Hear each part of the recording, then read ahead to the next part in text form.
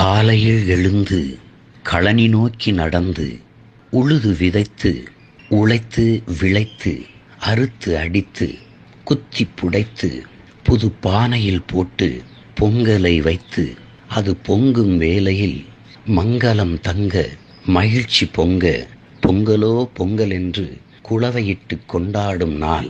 உழைத்த வியர்வையின் உப்பு இனிப்பாக மாறும் இந்நாள் அறுவடை பெருநாள். அதுவே தமிழர் திருநாள்.